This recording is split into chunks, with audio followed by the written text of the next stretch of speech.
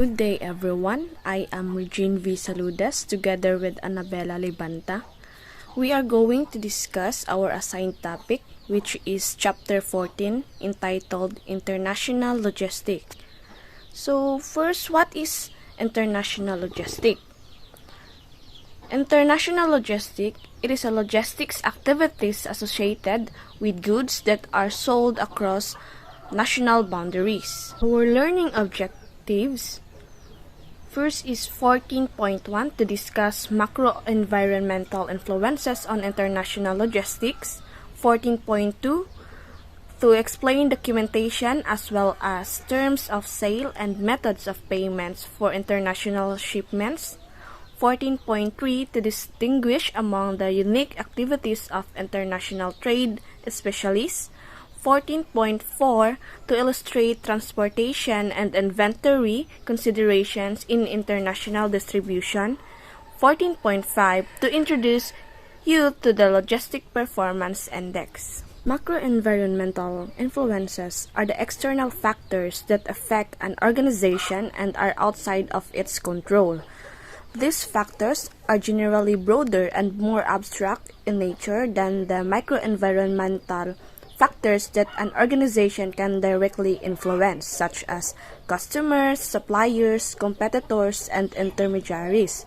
So there are 6 main categories of macro-environmental influences: the cultural factors, demographic factors, economic factors, natural factors, political factors, and technological factors.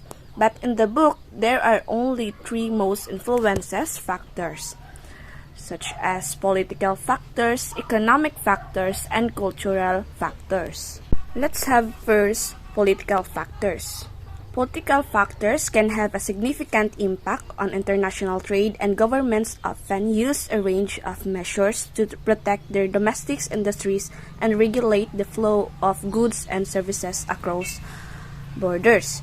Some of the common political restrictions on international trade include tariffs. So a tariff is a tax imposed on imported goods to protect domestic industries from foreign competitions. Tariffs can be specific or fixed amount per unit or ad valorem percentage of the value of the product and can significantly increase the cost of imported goods. Next is non-tariff barriers. Non-tariff barriers refer to a range of restrictions other than tariffs that can be placed on imported goods.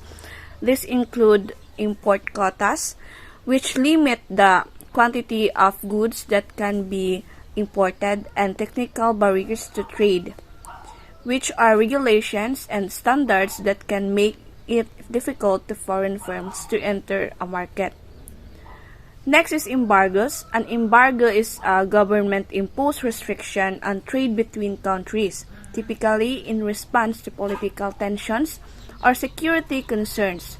Embargoes can include restrictions on specific products or a complete ban on all trade. Balance payments. Governments may also restrict imports to address imbalances in their country's balance of payments.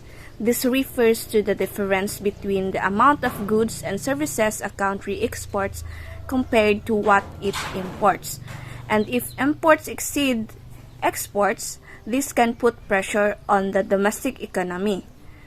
The cargo preference. Some governments may require that a certain percentage of goods be transported on ships that are domestically owned or registered. This is known as cargo preference and is designed to protect domestic shipping industries.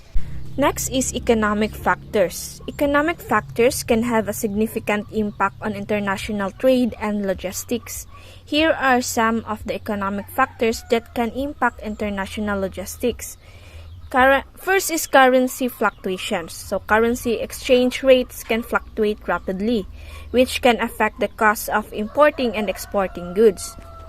Fluctuations can impact the prices of goods, transportation costs, and inventory carrying costs. Next is market size. So the size of a market can affect the volume of goods that are transported, the level of competition, and the demand for specific products. Countries with large markets are more attractive to exporters and can offer economies of scale. Next is income. The level of income in a country can impact the types of goods that are transported and the demand for high-quality products. Wealthier countries often have more sophisticated logistics infrastructures and are more likely to import high-value goods. Next is infrastructure. Logistic infrastructure, including roads, ports, airports, and communication networks, can impact the speed, reliability, and cost of transportation. Countries with well-developed logistics infrastructures are better able to compete in global markets. Next is economic integration. Economic integration refers to the process of removing barriers to trade between countries, including tariffs, quotas, and regulations. Economic integration can increase the flow of goods and services between countries and reduce transportation costs. Lastly is cultural factors. Cultural factors can have a significant impact on international logistics, and businesses need to consider these factors when operating in global markets. Here are 3 cultural factors that can impact international logistics. First is language. So language barriers can impact communication between business partners, customers, and logistics providers. Misunderstandings or misinterpretations can lead to delays, errors, and extra costs. Businesses need to ensure that all parties involved in the logistics process can effectively communicate in a common language or use professional translation services. Second is national holidays. Different countries have different national holidays and cultural traditions that can impact the logistic process. For example, some countries may shut down their ports or airports during holidays, while others may have different working hours or customs clearance procedures. Businesses need to plan ahead and adjust their logistics strategies to accommodate these cultural factors. Third is time orientation.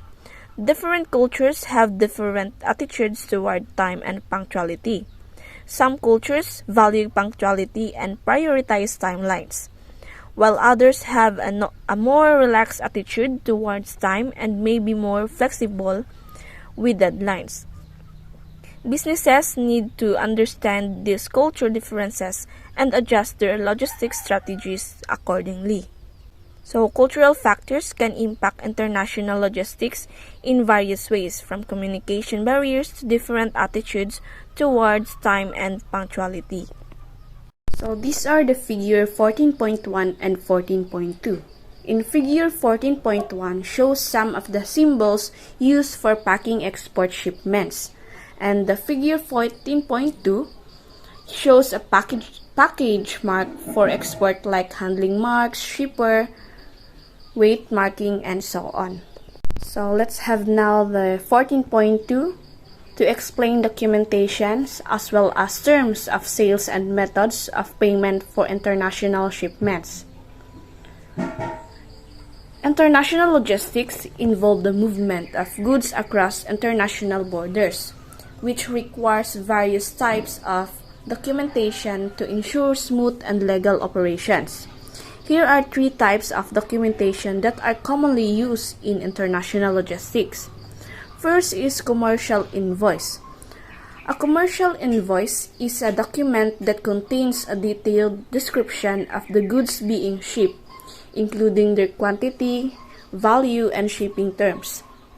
This document is used by customs officials to assess import duties and taxes and to ensure that the goods comply with import regulations. Second is certificate of origin. A certificate of origin is a document that specifies the country or countries where the goods were produced. This document is used to determine the country of origin for customs purposes and to apply for preferential trade agreements such as free trade agreements. Third is shipper's export declarations. A shipper's export declaration is a document that provides information about the goods being shipped, including their value, destination, and classification. This document is required by the U.S. government for all export valued over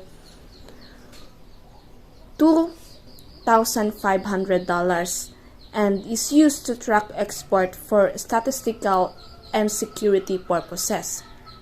Fourth is Shipper's Letter of Instruction.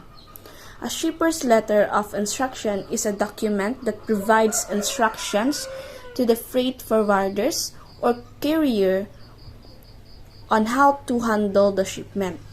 This document includes information about the shipment such as the shipper and consignment details and the mode of transport and the required documentation.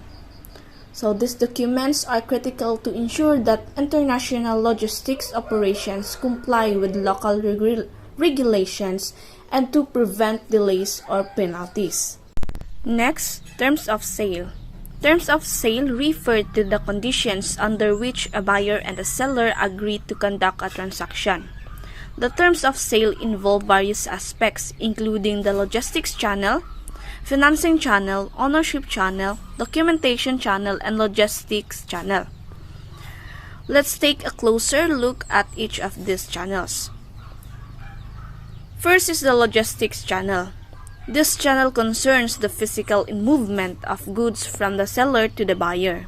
It involves determining the mode of transportation, the carrier, the route, the delivery date, and any other relevant details that will ensure the goods reach the buyer on time and in good condition. Second is the financing channel. This channel deals with the payment for the goods, freight charges, and insurance for the in-transit goods. The parties involved in the transaction must agree on the payment terms, which could include prepayment, cash on delivery, or payment after delivery.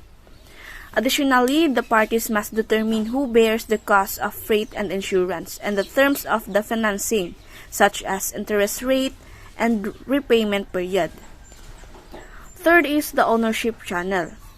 This channel involves the transfer of legal title to the goods from the seller to the buyer. It includes the determination of when the ownership of the goods passes from the seller to the buyer and the obligations and liabilities of each party before and after the transfer of ownership. Fourth is the documentation channel. This channel concerns the required documentation for the transaction, such as invoices, bills of lading, and customs documents. The parties must agree on who is responsible for preparing and presenting the necessary documentation and when and how the documentation should be exchanged. Fifth is the logistics channel. This channel pertains to the responsibility for controlling or caring for the goods in transit, such as in the case of livestock. The parties must agree on who is responsible for the care, custody, and control of the goods during transportation and any other relevant details that will ensure the goods reach the buyer in good condition. So the terms of sale involve various channels, and the parties involved must agree on the details for each channel to ensure a successful transaction.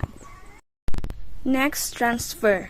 The transfer of goods between a buyer and seller can be specified in terms of calendar time, geographic location, or completion of some tasks. The International Chamber of Commerce has established Incoterms which are widely recognized and used in international trade to specify the responsibilities and obligations of both parties. So there are two groups of Incoterms: terms that apply to any mode of transport, Group 1, and terms that apply to sea and inland waterway transport only, which is Group 2. So let's look at each group and the specific terms in detail. Group 1, terms that apply to any mode of transport. The AX. First is AXW or X Works. Under this term, the seller's responsibility is to make the goods available at their premises, and the buyer is responsible for all costs and risks associated with loading, transportation, and unloading of the goods. Second is FCA, or free carrier.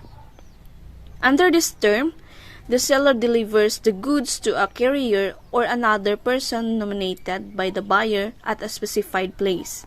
The seller is responsible for loading the goods onto the carrier, but the buyer is responsible for all costs and risks from that point on. Third is CPT, carriage paid to. Under this term, the seller is responsible for delivering the goods to a carrier or another person nominated by the seller at a specified place. The seller is responsible for all costs and risks associated with the transportation of the goods until they reach the destination. Fourth is CIP, carriage and insurance paid to. Under this term, the seller is responsible for delivering the goods to a courier or another person nominated by the seller at a specified place. The seller is responsible for all costs and risks associated with the transportation of the goods until they reach the destination, including the cost of insurance. Fifth is DAT, delivered at terminal. So under this term, the seller is responsible for delivering the goods to the specified terminal at the destination. The seller is responsible for all costs and risks associated with the transportation of the goods until they reach the terminal. 6 is DAP, or delivered at place. Under this term, the seller is responsible for delivering the goods to a specified place of destination. The seller is responsible for all costs and risks associated with the transportation of the goods until they reach the destination. Lastly, in Group 1, DDP, Delivered Duty Paid. Under this term, the seller is responsible for delivering the goods to a specified place of destination and is responsible for all costs and risks associated with the transportation of goods, including any customs duties and taxes. So Group 2, terms that apply to sea and inland waterway transport only. First is FAS, free alongside ship.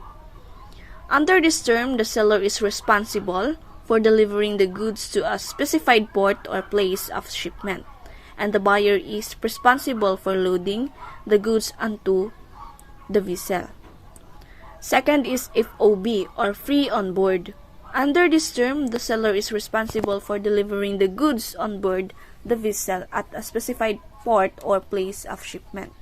The buyer is responsible for all costs and risks associated with the transportation of the goods from that point on.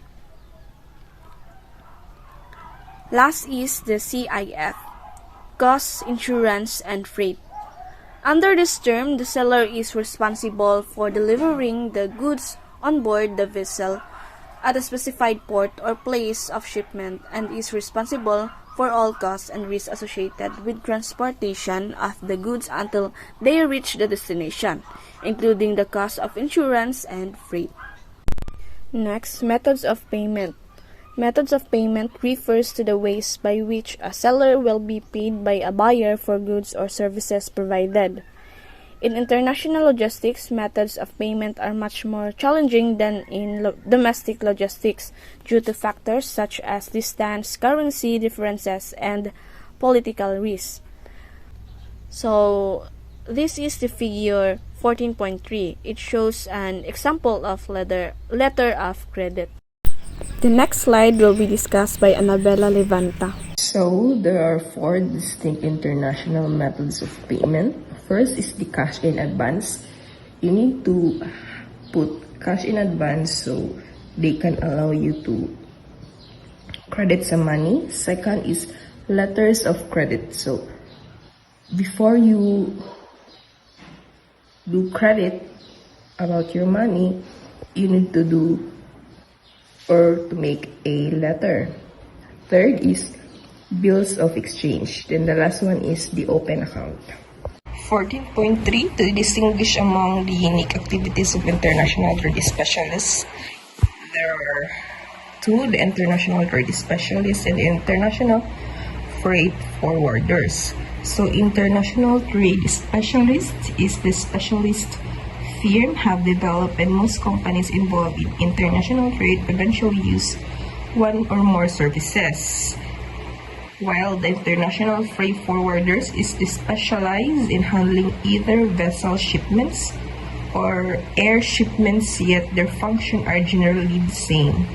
There are 8 principal functions: advising on acceptance of letters of credit; second, booking space on carriers; third, preparing export declaration; then fourth one is preparing on airway bill or bill of lading; the fifth one, obtaining consular documents; the sixth one is arranging for insurance; the seventh one is preparing and spending shipping notice and documents; and the last one is serving as general consultant on export matters. So the continuation of distinguish among the unique activities of international trade specialists. Here are the non-vessels operating common carriers, where it is intermediaries consolidate freight from the different shippers and leverage that this volume are favorable in transportation, especially in ocean carriers. Next one is the export management companies, where the firm and the export sales department for the manufacturer.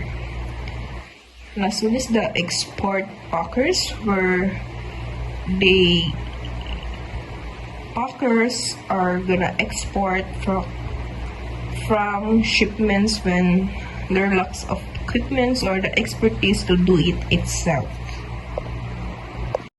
14.4, the illustrate transportation and inventory consideration in international distribution. So let's do the transportation and inventory consideration in international logistics. So in these cases, the distance is associated with international shipments, and it is more often and greater than those associated with domestic shipments. Well, the ocean shipping is a seaport that have an appreciation of the importance of the water transportation. So this is frequently cited as statistic is that approximately 60% of the cross-border shipments in water-based area. Next one is the shipping conference and alliances. In short, this is all ocean vessels operators, and it's operating between the certain trade areas such as Asia and Europe. And these cooperate in the area is began forming in the container trades. So international air freight, from the word air, means the oxygen. So there are 3 types of international air freight that operation exists: chartered aircraft, second, integrated air carriers that specialize in carrying parcels, and the last one is the scheduled and carriers. So let's move here in the surface transport consideration. So here it says that the ocean shipping and air transportation play a key role in the international trade. So it's particularly shipment that move long distance, and its understanding in the surface transportation considerations is also important. So in service performance, it is another important that the modal operational characteristic associated with the transportation in other countries. While here in international trade inventories, it says that the product return or the reverse logistics policies. So it also says here that it's concerned with another aspects to international inventory management. While the SSS, or means short sea shipping, it adheres to waterborne transportation that utilize inland and coastal waterways. So it moves here in shipments from domestic ports to their destinations. Here, the last slide is 14.5, introduce to the Logistic Performance Index. So logistic performance index is it introduced first in 2007 and it updated several times. It included in 2016. While 6 logistic dimensions are efficiency of clearance process. It requires speed, simplicity, and predictability of the formalities. Then the next one is quality of trade and transport related infrastructure, and it include parts, railroads, roads and formations technology. While number 3 is ease of arranging competitively priced shipments. Fourth is competence and quality of logistics service. It includes the transport operators, customs brokers, and the